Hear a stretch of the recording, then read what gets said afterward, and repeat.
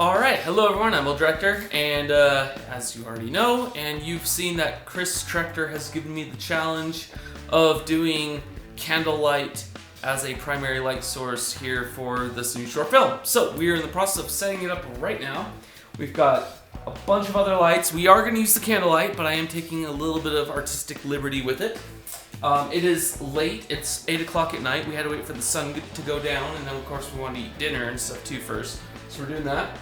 And got other lights, big old softbox, tripod, sandbags, extension cords, the big cameras down here. Should be a lot of fun, should be really cool. I do have a script. Let's see if the script's, yeah, it's hiding out down here somewhere. There we go. Woo! I do have a script to guide us. I did do some storyboards as well. But mostly we're going to be flying by the seat of our pants, and hopefully we end up with kind of a fun short film that does this challenge justice. The challenge was, you know, because this camera that we're using is not known for having good low light sensitivity, so the challenge was make a movie using candles as your main key light. So that's what we're doing. Should be fun. Shooting in raw. Rolling. Alright babe, what's going on here? We're getting ready to do our candlelight. The candlelight. So how are we simulating this? Because the challenge was to use a candle for the lighting. So we're going pretty much black. Lighter on. Right, let's simulate that here. I'll turn off this light. Alright, so it's dark, lighter on, light comes on to simulate the light as I light the candle. Mm-hmm. Lighting. And then the light comes up a little bit like that, magically, because the candle's lit. This candle obviously brighter than light. And then we're simulating lightning with the light outside that we're pulling the plug in and out. Yeah. And then, in this case, there'll be some white one from here. Can I blow it out? Alright, so we've got one scene left to shoot, which is downstairs. Everything else we've already shot, which is upstairs. And, ever since we moved into this place, one of the things I really want to do is use this stairwell. I like the idea of wrapping around the stairs and not knowing what's down here and stuff. And the only way that we could figure out how to do it was literally to have me come up here, standing on the railing. I'm leaving footprints all over it, that's okay. And coming over with the camera. So I'm gonna sit here and I follow Krista down. This. Over, straight down, and around the corner. And then again, straight down, whoa, and coming back up like that. And it is a lot of work. I mean, it may not look like it. This camera is a freaking beast. This thing is so heavy, and I'm definitely getting my workout on tonight, hand holding this thing as a shoulder rig in order to film. But I'm happy to have it. It looks great. Everything's looking fantastic, and I'm really happy with how this challenge is coming out. Okay. Alright, so we are done with the shoot, and what I want to do now is kind of give you guys an overview of the editorial process. I think that this is something that is often overlooked. I'm not going to do like the total post workflow, but I really just want to take a look at working inside of Media Composer, Avid Media Composer, and showing you guys kind of the thought process that goes into some of the edit choices and decisions that I make. And in the meantime, you'll get a little bit of a view of how this all works. So let's go ahead and jump into Avid and start cutting this film up. For those of you guys that don't know, this is a software that's used on almost every single Hollywood movie that you see. And it's like that for a reason. One, there's an old guard of editors that are just familiar with it. But two, the biggest thing for me at least is the stability. There's other things like the way the shared system storage and stuff like that works. But from a stability standpoint, I have not found anything that even comes close to this. So let's take a look at the basics. At first glance, you know, it looks just like any other editing software. Now, I am on a dual monitor setup right now, so you're only seeing a portion of what I have available. For instance, off here to the right, I have bins of footage and things like this, just on an extended version of the monitor. But for right now, all we really need to care about is what's going on right here. So you've got your preview window, where you can kind of preview a shot, you know, like that. We've got our, or sorry, this is our source, and then would be like your final output, your program monitor and stuff like that if you come from other softwares. So this is the final edit. This is what the timeline is actually going to look like. And so just go ahead and take a look at what I have here, and I'll kind of walk you through my thought process and things that we need to do. So let's go ahead and take a listen and a watch. As the storm of the century rages on, power outages across the state are being reported. We have just received word that inmates at the local penitentiary have taken advantage of the outage, and 20 inmates are now at large and making their way to the nearby town of Big...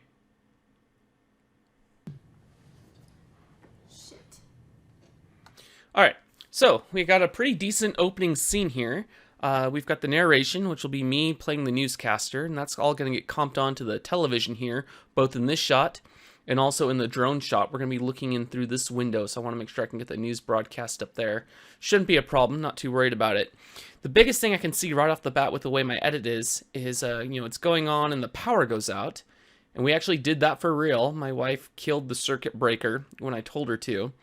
But what I want to do is not have this blackness be so long before we cut to her reaction. Right now it's pretty obnoxiously long. It's like 2.5 seconds of black before we get to her. So what I want to do is take a section out, and this is a great way to show you how Avid works. Avid works very much like the old days of film editing, cutting pieces of film together. If I want to take this out, I can't just remove this portion of the clip here. You actually want to kind of extract everything out of it, including these gray sections. If you look, this empty space isn't really empty space at all. It's something called filler, and it basically acts like clear, transparent film. It keeps everything in sync together, and you can actually move pieces of filler around and throw things out of sync that way, and that can throw people at first. So let's go and put that back. And how are we going to do it? Well, I'm going to set an out point right here at the end, and then I'm going to go to where I want that cut to be. So maybe right about there. I'm going to set my in point. I'm going to select which tracks I want this cut to be applied to. I want my video, my audio 1, and my audio 2. I'm going to leave video 2 alone. And now I can press Z on the keyboard for, X on the keyboard for extract. And we can see that just shortened it up beautifully. Let's watch the shot now. Nearby town of Big...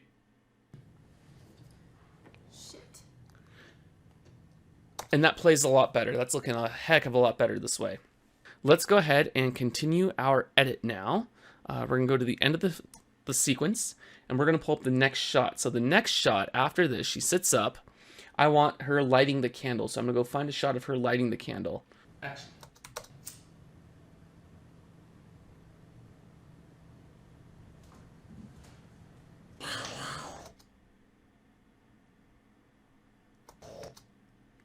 All right, and out point. That's the shot right there. Sorry that took me so long. Now what I want to do is insert that into the shot. So I'm going to literally just, by hitting a key on the keyboard, it inserts that into the sequence. So that's looking good. And now we're going to find the match edit. I think this will be a good one right here. Let's take a look at it. And we can see she's starting to spin as the lightning's going off. So we can kind of maybe try that one.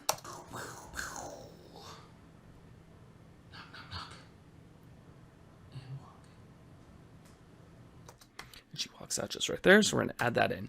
Now, I'm going to extend my filler up at the top that had the letterboxing, and let's go ahead and play this. We'll go back to the beginning. As the storm of the century rages on, power outages across the state are being reported.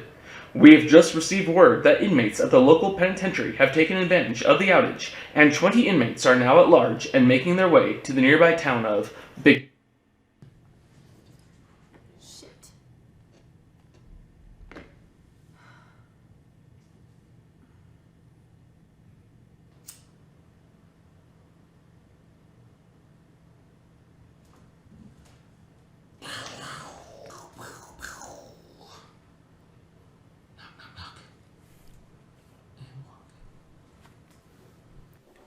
Alright, that's not bad for a first cut. Still needs some refinement, and obviously there's more to drop in.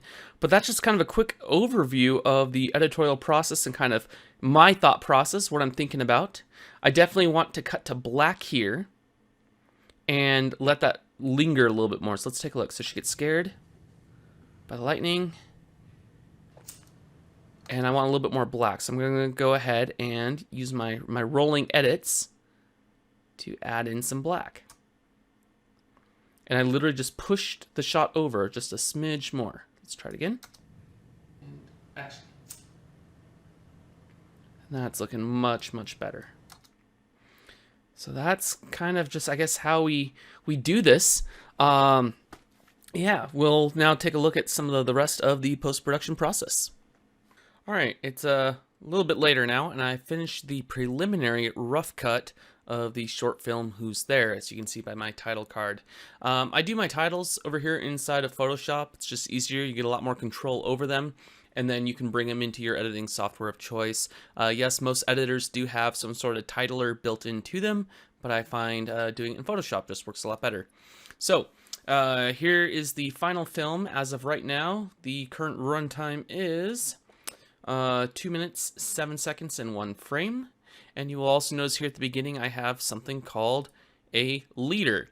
And what this will allow me to do is allow me to sync the edit with my audio software, Pro Tools or Reaper, depending on my mood, and also make sure that when I conform the online, that everything is synced up as well.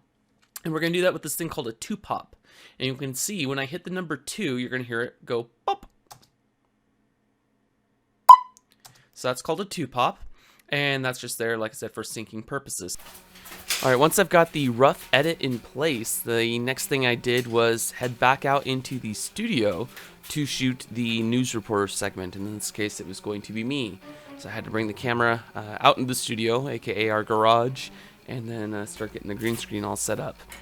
To light the green screen, I'm using 2 soft boxes with the diffusion on them. That lights the screen, keeps it nice and even. And then I used a softbox without the diffusion as my key light, and my LED panel up on a light stand as an edge light. For sound, I'm just using my Sennheiser wireless microphones. I've got 2 packs. One goes on the camera. The other one, of course, is the body pack that you mount to yourself. And that would just allow me to capture decent sound in camera, not have to worry about dual system sound. And because it's a news report, people are used to it sounding, that way and not very cinematic. Cool thing about these packs is that they just connect to my camera via an XLR cable, and the pack literally just mounts right to the side of the camera, keeping it out of the way. Check 1 2. Check 1 2. Check 1 2. Testing, testing, testing. 1 2 1 2. Check 1 2. When I was shooting the stuff, my wife was busy doing other things, and so I had to really film myself. And one of the tricks I used for that is my punching bag, Bob. I'll put him up on a light stand, and it lets me light the shot and the scene and get my framing and my focus. And then when I'm ready to go and everything's looking and sounding good, of course, you gotta do your audio checks. Then I just go and I pull him out of the shot, and then I've marked it on the ground, of course, where he was, and then I can go stand in his place. This just in. As the storm of the century rages on, power outages across the state are being reported. Alright, so I just wrapped filming over there on the green screen. Here's the camera. I know it's really dark, but I want you guys to see this. This is really cool. Watch this. I'm going to take out the card. Okay, there's the memory card. And we're just going to make our way this way through the door into La Oficina, and I'm here at the editing bay. I can set up the card right there into the card reader. There it is, to ingest, and I'm ready to start working. I can't tell you guys how cool this is, having a studio in your own home. It's just fantastic. When the time came to start recording all the Foley work, all the human sounds and the cloth and the sound effects of the scene, I basically kind of did something I developed when I did Leap Rise of the Beast. And that's, rather than make a detailed, intricate list of every sound and everywhere that sound appears, because I don't have the time for that, I just kind of make a general list of what sounds are needed. Once I have that list, then I can go and I hook up my audio recorder. I power it with an external battery pack and run the XLR cable of the mic into it, and I'm ready to start recording all my sounds and acting out the scenes myself to recreate and re-record everything. Krista's sitting up on couch.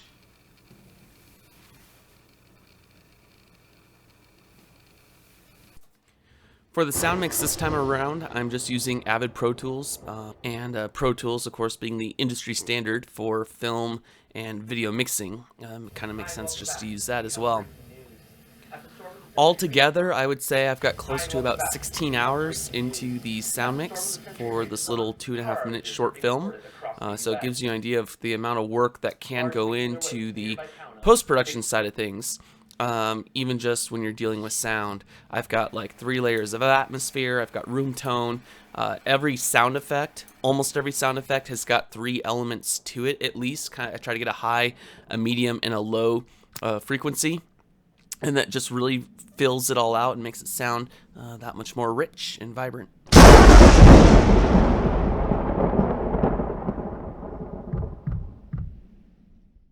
Alright, well that is just it was meant to be a little look, it turned into something a little bit more extravagant, but a look behind the scenes of my latest short film, Who's There?, made for the Candlelight Challenge that Chris Trechter over at Grey Coast Studios gave me.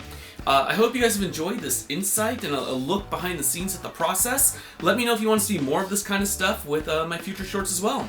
So without further ado, I'm El Director, this is El Director Vision, and you've been watching Indie Rebel, Hollywood Effects without the Hollywood budget. We'll see you next time.